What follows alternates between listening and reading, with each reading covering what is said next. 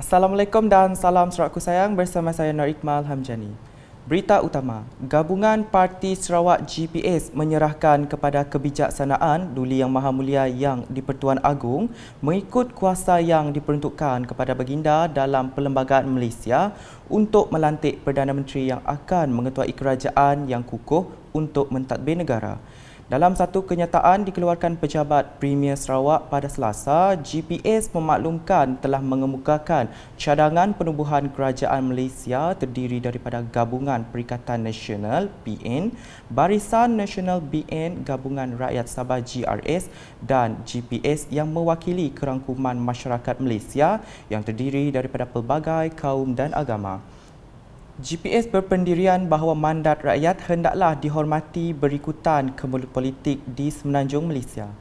Malah GPS juga bertegas bahawa kepentingan negara adalah lebih diutamakan dan penubuhan kerajaan yang stabil mengambil kira kepentingan rakyat dan negara melebihi kepentingan peribadi. Berita seterusnya. Kerusi Parlimen Baram kekal menjadi milik Dato' Anyi Ngau selepas beliau berjaya memenangi pada pilihan raya umum ke-15 PRU15. Perkara itu telah diumumkan Pegawai Pengurus Pilihan Raya Kawasan Parlimen Baram Belayong Port di Dewan Suara Marudi tepat jam 7.13 malam Isnin. Pertandingan tiga penjuru bagi kerusi berkenaan menyaksikan Dato' Anyi yang bertanding atas tiket gabungan Parti Sarawak GPS berjaya mencatat kemenangan selepas meraih undi sebanyak 18,399 undi dengan majoriti 7,339 undi. Beliau menewaskan pencabar dari Pakatan Harapan Roland Enggan yang memperoleh 11,060 undi dan calon bebas Wilfred Entika yang memperolehi 324 undi. Kemenangan itu sekaligus menjadi GPS berjaya memenangi 23 kerusi parlimen untuk PRU15 ini. Suruhanjaya Pilihan Raya SPR membuka semula 12 pusat mengundi di Parlimen Baram untuk proses pembuangan undi berikutan. Beberapa pusat mengundi di situ digantung akibat cuaca buruk hari pengundian Sabtu lepas. Beralih ke perkembangan hari pertama persidangan Dewan Undangan Negeri DUN Sarawak ke-19. Belanjawan Sarawak 2023 bertemakan Sarawak didahulukan ke arah masyarakat yang inklusif, makmur dan harmoni. Bukan sekadar rancangan fiskal untuk tahun 2023 tetapi juga demi masa depan Sarawak.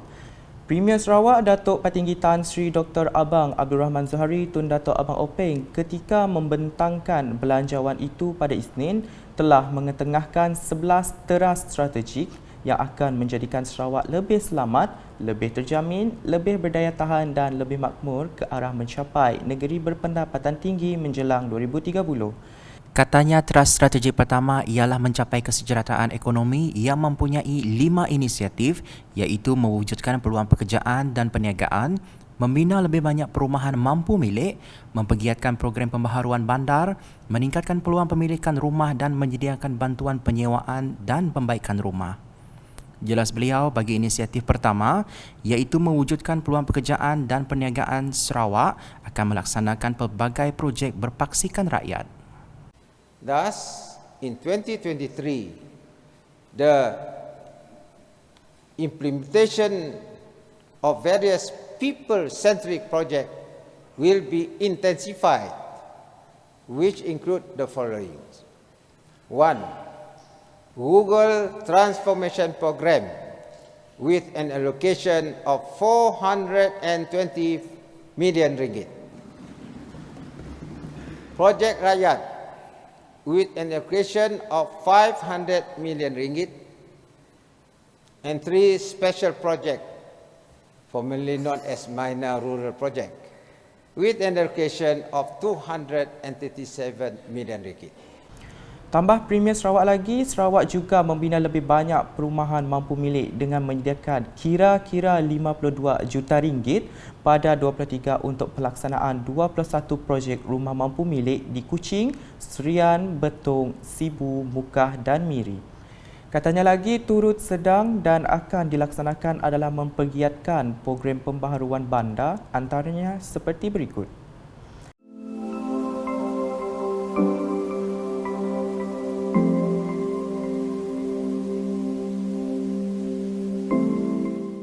Manakala pada 2023 sejumlah 42.5 juta ringgit akan disediakan untuk mempergiatkan pelaksanaan projek-projek pembaharuan bandar ini. Ujar Datuk Patinggi Tan Sri Abang Zohari yang juga Menteri Keuangan dan Ekonomi Baru, Kerajaan Sarawak juga akan menjadikan pemilikan rumah lebih mudah dicapai oleh golongan berpendapatan rendah dan sederhana. Sarawak has introduced the Long House Loan Scheme, which is an interest-free loan to help those residing in rural areas to have a comfortable home to live in.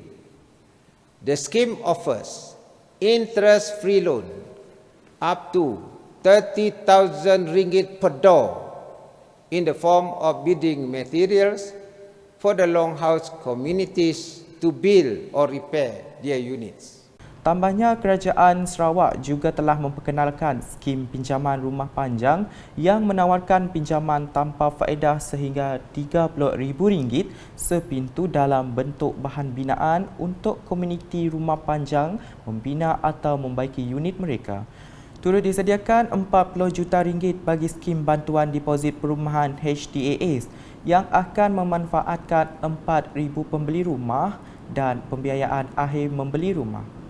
Selain itu, Kerajaan Sarawak juga menyediakan bantuan penyewaan dan pembaikan rumah menerusi peruntukan RM48 juta di bawah skim bantuan sewa Sarawak SRAS dan juga memperuntukkan RM80 juta bagi membantu golongan B40 membaiki rumah usang mereka, program penambahbaikan rumah rakyat miskin Sarawak MRP dan PPRMS. Sementara itu, Premier Sarawak menjelaskan terdapat 5 inisiatif akan dilaksanakan bagi mentransformasikan ekonomi Sarawak agar berdaya saing. Katanya inisiatif pertama adalah mencuburi pertanian komersial di mana sektor itu kekal sebagai salah satu tonggak ekonomi di Sarawak. New jobs and business opportunities will be created in this sector by focusing on commercialization, mechanization, consolidation of our idle land, digitalization of agriculture activities through smart farming, and private sector participation. Bagi inisiatif kedua, Datuk Patinggi Tan Sri Abang Zohari memberitahu Kerajaan Sarawak akan menubuhkan pejabat perdagangan luar negeri dan pelancongan dengan menyediakan RM10 juta untuk pejabat perdagangan dan pelancongan di Singapura, iaitu STA TOS, serta penubuhan 2 lagi iaitu di negara Brunei Darussalam dan Pontianak Indonesia. Katanya selaras dengan aspirasi Sarawak menjadi pengeksport makanan bersih menjelang 2030, beliau memaklumkan bahawa Kerajaan Sarawak juga akan meningkatkan keselamatan negara dengan membangunkan agropark, pemulihan dan pembangunan skim JPS, terminal makanan serta menubuhkan zon kekal pengeluaran makanan seperti Taman Kekal Pengeluaran Makanan TKPM. Kesemua itu katanya merangkumi inisiatif ketiga bagi trust berkenaan. Dalam pada itu, inisiatif keempat pula menjurus kepada mempromosikan pertanian pintar yang mana pada tahun 2023, pembangunan Semengguk Sartek di bawah rancangan Malaysia ke-12 akan dimulakan dengan peruntukan RM1 juta diikuti tarat Sartek berjumlah RM4 juta dibiayai di bawah pembiayaan alternatif. Selain itu, program latihan ICT dan digital luar bandar juga akan diteruskan untuk petani dan usahawan tani menggunakan peruntukan yang disediakan sebanyak RM975,000.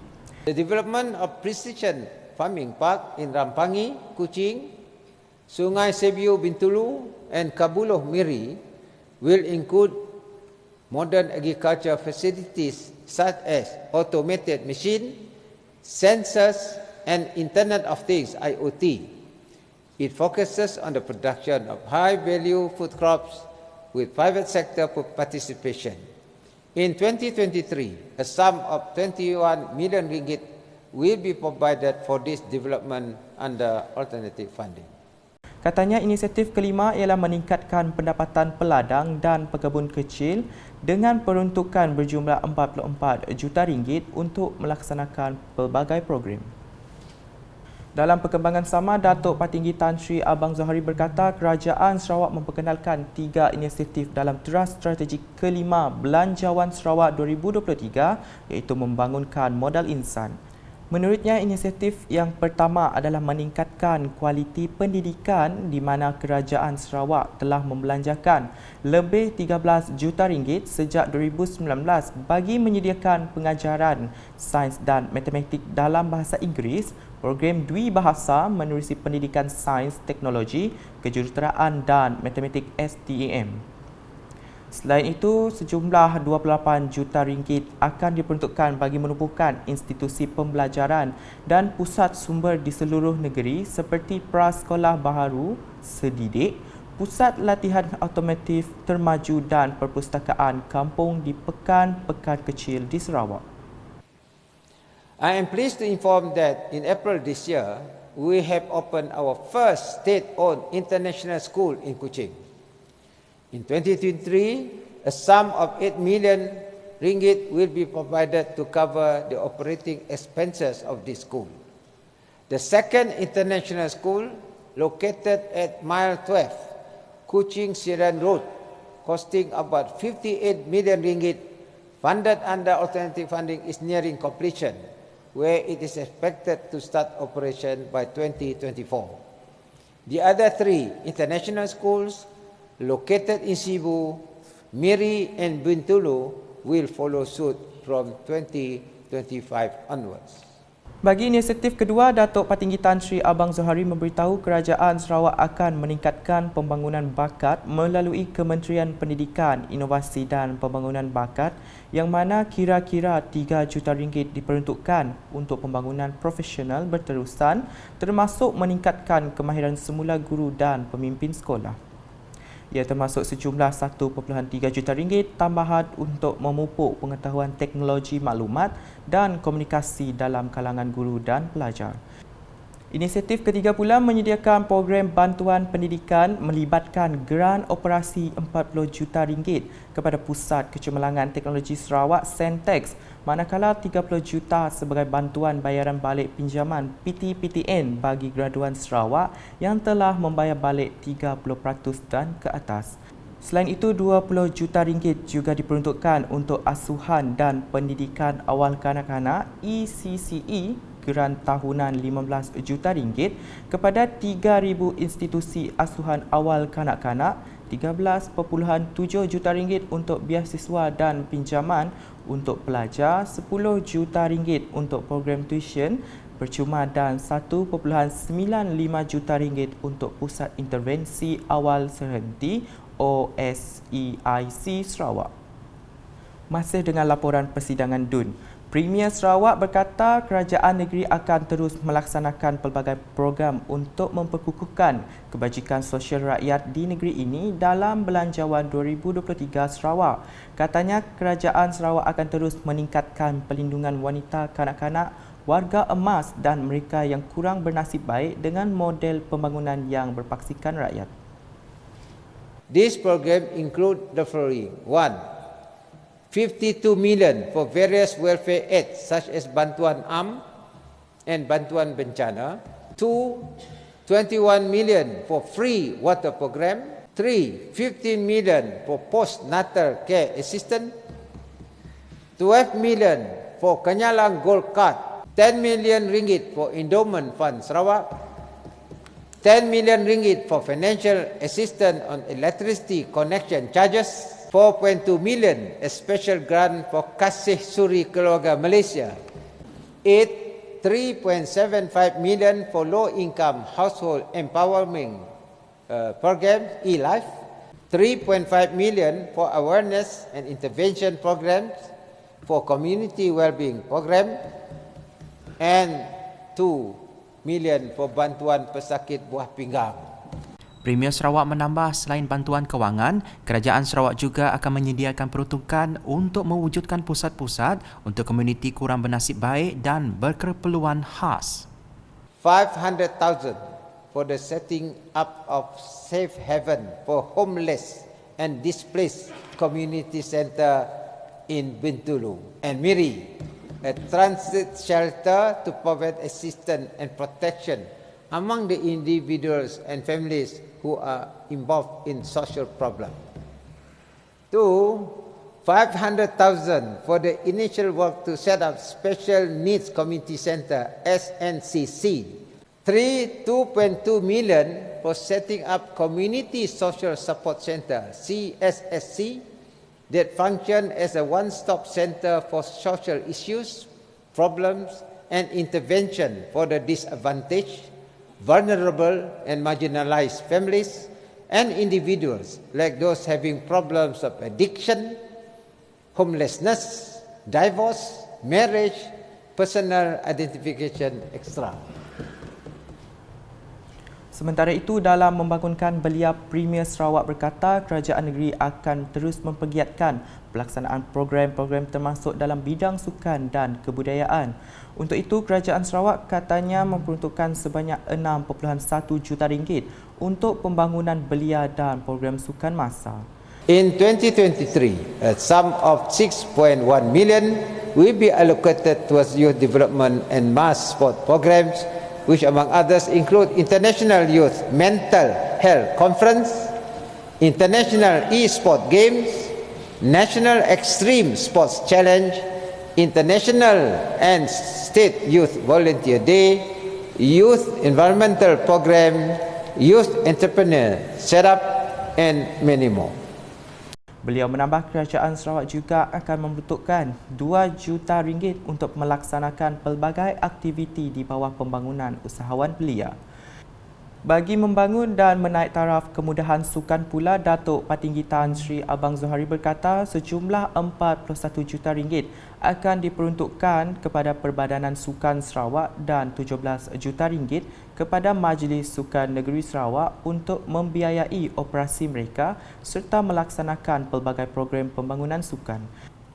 Sementara itu, katanya sejumlah 47 juta ringgit akan disediakan untuk melaksanakan pelbagai projek kemudahan sukan termasuk menaik taraf dan membaik pulih kemudahan sukan sedia ada termasuk kemudahan sukan di Petrajaya, Pusat Latihan dan Pertandingan Wushu Petrajaya, Kompleks Sukan Sebauh Bintulu, Kompleks Sukan Mini Selangau dan naik taraf Stadium Balingian. Dalam pada itu, Datuk Patinggi Tan Sri Abang Zohari mendedahkan kerajaan Sarawak berhasrat untuk menumbuhkan pusat penyelidikan dan pembangunan R&D serta inovasi dalam memacu pertumbuhan ekonomi jangka panjang. Katanya sebanyak 20 juta ringgit akan diperuntukkan untuk memulakan kerja-kerja pembinaan pusat sains pada tahun 2023 bertujuan meningkatkan literasi sains, teknologi, kejuruteraan dan matematik STEM dalam kalangan pelajar belia dan masyarakat. In promoting R&D and commercialization of bio-based products, the state government will provide a sum of 2 million ringgit for the establishment of Sarawak Bio-Industrial Park in 2023. This project will create an ecosystem for innovation and commercialization. This initiative will also enable Sarawak to tap into global biotechnology wealth and capitalize on our rich biodiversity. Dalam memerangi wabak rabies di Sarawak, Datuk Patinggi Tan Sri Abang Zohari memberitahu kerajaan negeri akan menubuhkan Pusat Penyakit Berjangkit Sarawak yang akan memacu pembangunan industri bioperubatan dan bioteknologi dan memacu pembangunan modal insan dalam sains bioperubatan. A sum of 191 million ringgit has been committed for the entire project, of which 20 million ringgit expected to be spent in 2023. In addition, we will also allocate a sum of 8 million ringgit to Sarawak Research and Development Council to support its R&D and innovation activities in 2023. Tambah beliau lagi, sebanyak 21 juta ringgit turut diperuntukkan pada tahun 2023 untuk Pusat Biodiversity Sarawak dalam mempromosikan R&D dalam biodiversity. Sementara itu, Timbalan Premier Sarawak Datuk Seri Profesor Dr. Sim Kui Hian berkata Sarawak kini semakin mencapai sasarannya menjadi negeri bebas keuangan. Katanya Belanjawan Sarawak 2023 menunjukkan perkembangan keuangan negeri ini jauh lebih baik berbanding sebelumnya dan beliau percaya pencapaian ini akan terus meningkat pada tahun-tahun mendatang. Ujarnya ia merupakan belanjawan yang terbesar dalam sejarah Sarawak setakat ini dan khas untuk rakyat negeri ini. Along the path that we are on the way of financial independence. That's what we set out to do in 2018. And it shows that we have come a long way and it will continue to grow. So now it's the biggest budget so far. Next year and the year after it will continue to be bigger and bigger and bigger. And so it shows that we are financial independent. This is part of Sarawak objective, which is financially independent. And then so that we can look up, like Adina said, jaga Sarawak by ourselves. Beliau berkata demikian semasa ditemui media selepas persidangan DUN Sarawak pada Isnin. Sementara itu, belanjawan tersebut juga menurutnya sangat inklusif, makmur dan harmoni untuk seluruh masyarakat di Sarawak yang mana keperluan rakyat seperti pembangunan, infrastruktur, pemilikan rumah dan sebagainya amat ditekankan. And infrastructure not only including water, electricity, roads and also digital, but also on talents development because as Sarawak move forward, we need to have a lot of talents and all the various things that we ever had. So this is truly what a people-centric budget. As usual, the budget is development, about more than 70% development, with 60% development is centered around the rural area. And that truly the biggest ever budget in the history of Sarawak truly is for the people.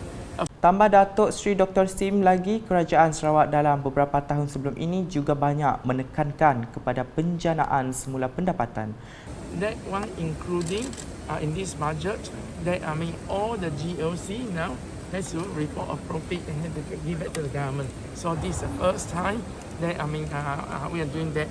Dividend policy, carbon trading, and federal government share of money. All this will much further increase our Sarawak revenue in the very near future.